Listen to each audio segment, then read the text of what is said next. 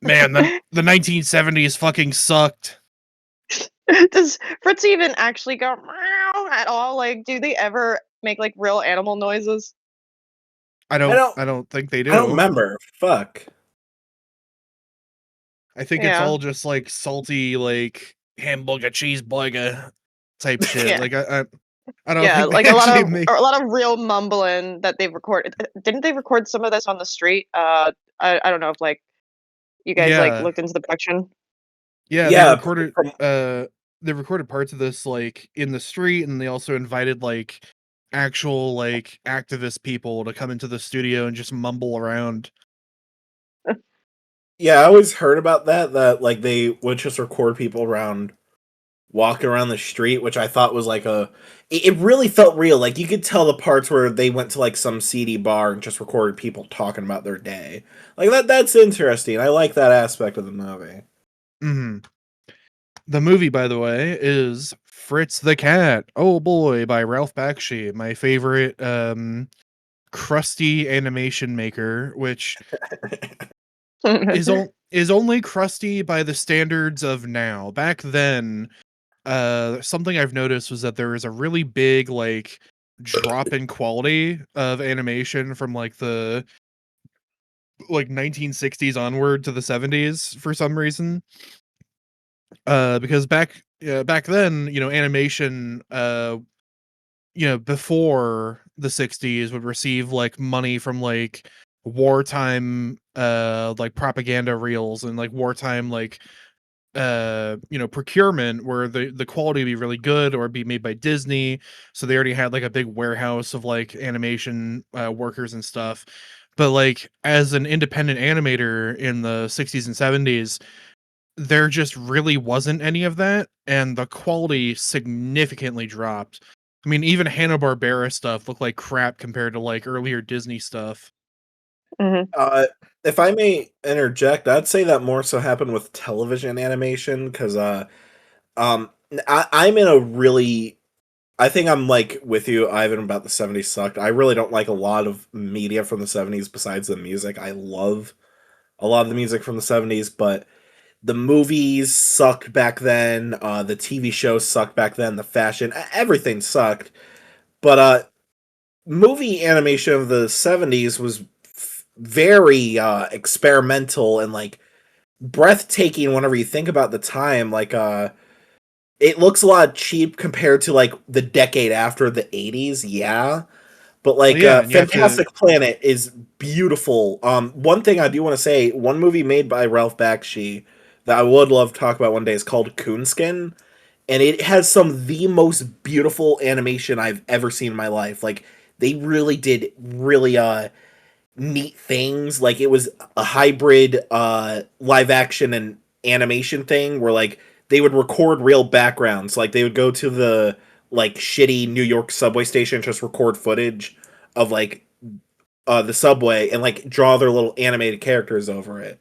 So I think like movie animation in the 70s was actually good compared to the television Yeah. of the 70s. I mean, Yeah, I but still. also like also this is in a different conversation because this is indie animation. Yeah, and Fair point. Like going back this to. like they didn't use like pencil tests like with this like film because like their budget was so low. So like he had to judge the time and by just like flipping like the drawings.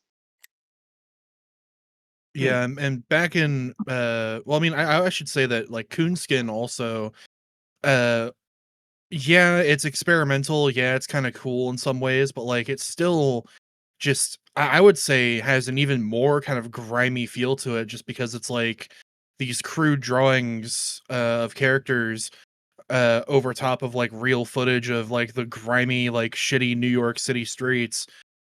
Um, I don't know. It just and a lot of it's like very psychedelic and very odd at the same time. Like I've seen pretty much everything from Ralph Bakshi, and I gotta Right. say that a lot of it has that same sort of vibe of being like just ridiculously oh, what's the word?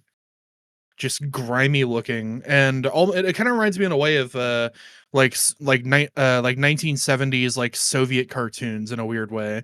Just that sort of weird experimentalness of it. Mhm. Yeah, I love Soviet yeah. cartoons. Which when you compare the two, it is kind of crazy how similar they are, but like I don't know, I'm trying to kind of I'm trying to say something that I've been trying to identify for years about like cartoons, which is that like in the 70s and the late 60s, the animation quality just dropped off a cliff compared to like the golden age of like Disney and the 1940s and 50s and a little bit of the early 60s. And that's primarily because a lot of the money in cartoons just went away. So when you had someone like Ralph Bakshi show up and make this entirely independent animation that, by the way, grossed higher than any other thing at the time because it was just so like original and kind of unique and different, and it wasn't Disney. Mhm. It's just kind of, it's bizarre to see that with an adult cartoon. And it kind of gives it more of that grimy sort of feel, that sort of grimy, shitty vibe. Which I don't hate the grimy shittiness of like 70s New York stuff. I really don't. I mean, I always say that I do, but I think it's more because it kind of paints a picture of how shitty it is to live in New York.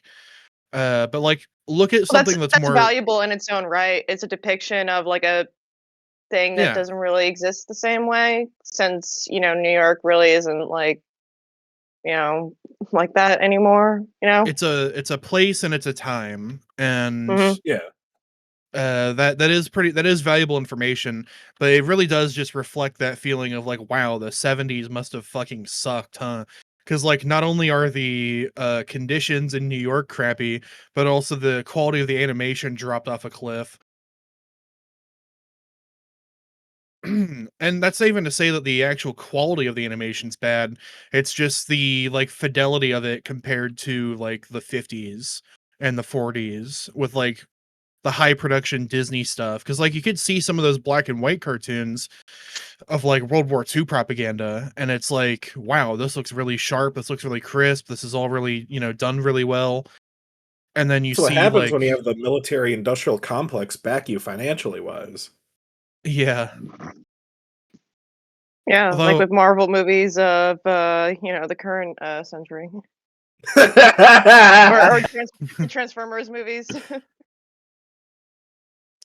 yeah, um, Marvel I think is like directly tied to like the military industrial complex at this point. I mean, it's weird. It's a whole that's a whole thing. didn't like last year Trump say like him, Mel Gibson, and like two other Hollywood people were gonna try like make a American studio to like make more movies about America or something? I could have sworn that was like one thing I heard. Honestly, I've got no idea. I don't remember, Like, but I wonder if that it's like they're trying to think of, because I know like Australia kind of has something like that. Where like if you like they have like a grant like program from like the government that like they'll like give people like I think like that Ty the Tasmanian Devil like no like Tiger those video games Ty the Tasmanian Tiger, is that what those like platformer games, you know what I'm talking about? mm, Like those like exist because of like that grant. That's why also like it's like aggressively like Australia, like all the wildlife, all like, it's like it's kind of a tourism trap in like a way. It's like look at all the animals. I just looked it up. Apparently, what it was he appointed Mel Gibson, Sylvester Stallone, John Voight as special ambassadors to Hollywood, tasked with surveying as special envoys. The goal is to revitalize the American industry and bring film business back to America.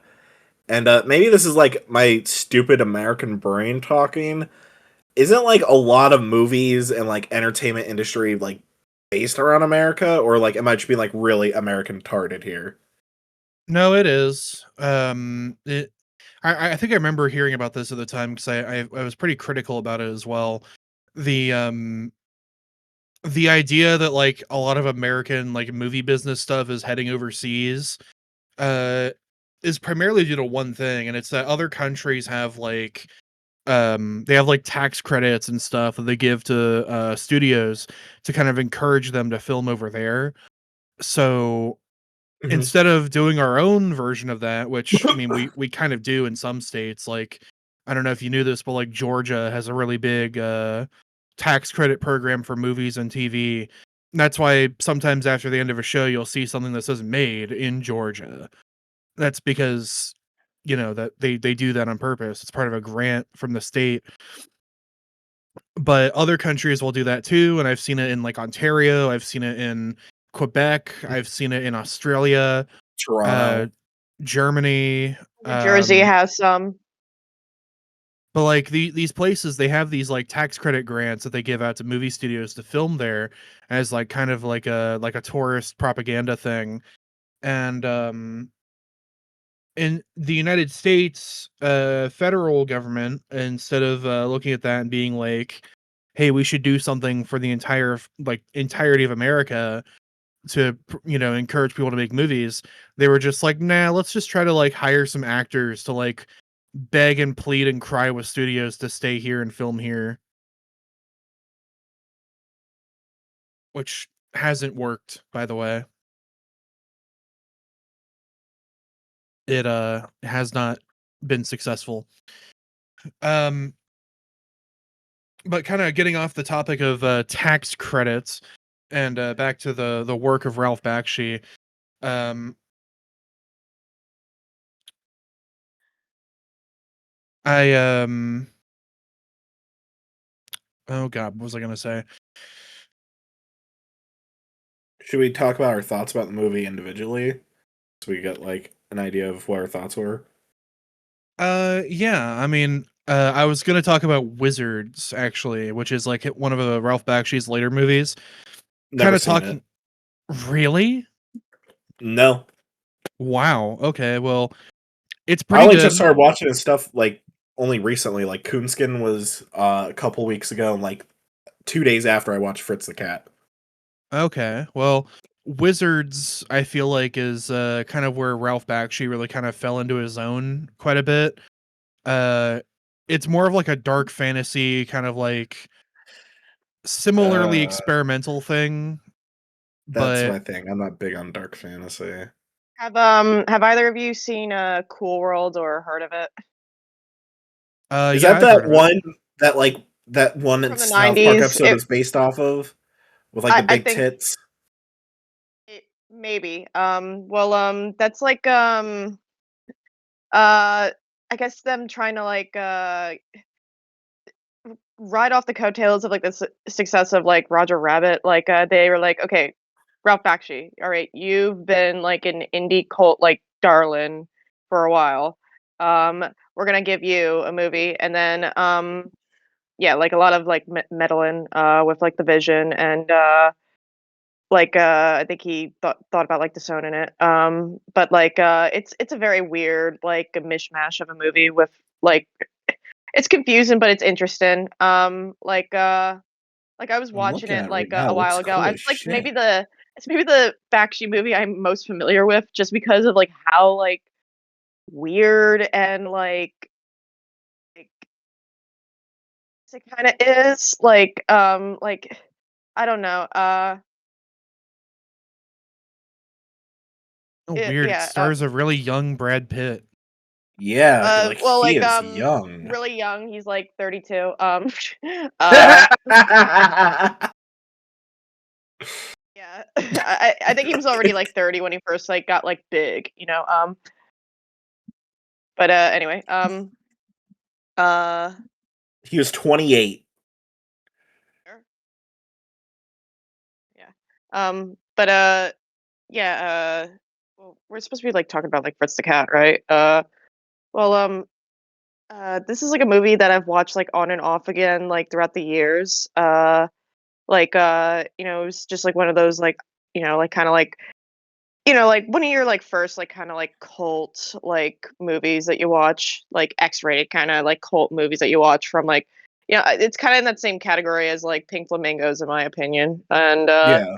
and they're also like transgressive in similar ways, like you can maybe you can consider like Waters like the queer live action bakshi in a way,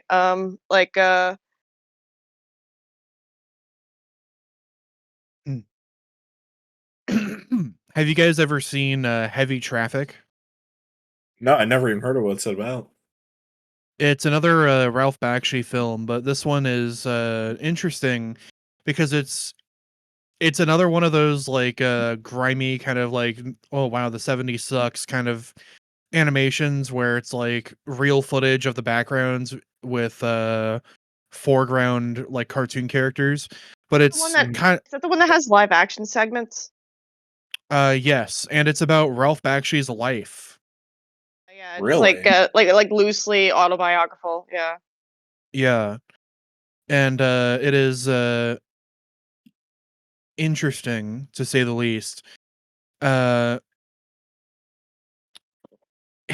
it's hard to describe really the kind of vibe here, but I feel like when I think of a Ralph Bakshi movie, I think of Heavy Traffic the most.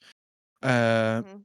like Heavy Traffic followed by Fritz the Cat. Like those are the two like big ones cuz they both have that same kind of like um that same kind of grimy sort of weird feeling to them. But Heavy Traffic is more of like a autobiographical thing, which I think is interesting, because it kind of tells you a lot about like the background of this guy who made these animations.